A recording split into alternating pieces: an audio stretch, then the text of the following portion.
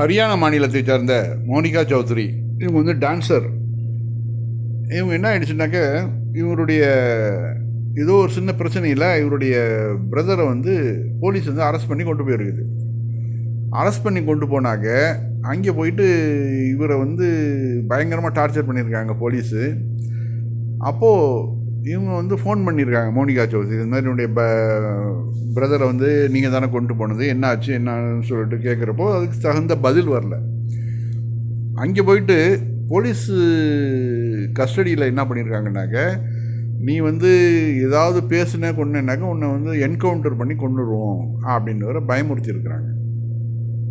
இவ்வளோ பிரச்சனைகளுக்கு பிறகு மோனிகா சௌத்ரி பல பேர்கிட்ட பிரச்சனைகள்லாம் பண்ணி யாருமே வந்து இவங்களுக்கு ஹெல்ப் பண்ணல. எந்த ஒரு ஹிந்து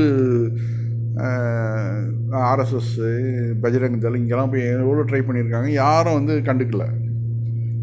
நமக்கு என்ன இருந்திருக்காங்க. அப்போது பக்கத்தில் இருக்கக்கூடிய முஸ்லீம் சகோதரர்கள்லாம் வந்து இவங்கள வந்து என்ன பிரச்சனை எதனால அப்படின்னு சொல்லிட்டு இவங்க வந்து போலீஸ் ஸ்டேஷன் வரைக்கும் இவங்களை அழைச்சிட்டு போய் அங்கே வந்து பல பிரச்சனைகள்லாம் எல்லாம் பேசி மறுநாள் இவருடைய பிரதரை ரிலீஸ் பண்ணுறாங்க.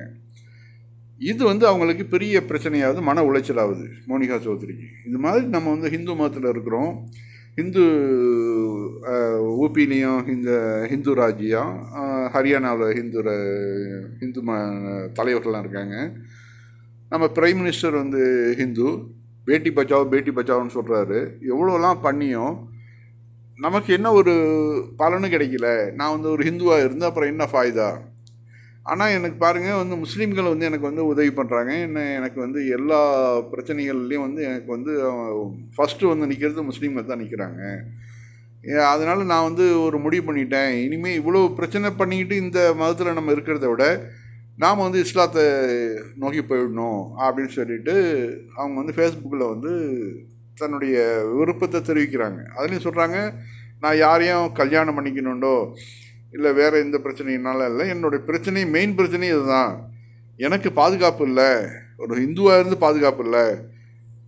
ரெண்டாவது இஸ்லாம் சமுதாயம் எனக்கு ரொம்ப பிடிச்சிருக்குது. அவர்களுடைய ஒற்றுமை, அவர்களுக்குள்ள ஒருத்தர் உதவி பண்ணிக்கிறது, யாராவது பிரச்சனை இல்லை வந்தால் அதை வந்து உடனே வந்து அவங்க வந்து சால்வ் பண்ணுறது, இதெல்லாம் எனக்கு ரொம்ப பிடிச்சிருக்குது. அதனால் நான் வந்து இஸ்லாம் மதத்துக்கு மாறுறதுக்கு நான் முடிவு பண்ணிட்டேன் அப்படின்னு சொல்லி அவங்க பதிவிடுறத பார்க்குறோம்.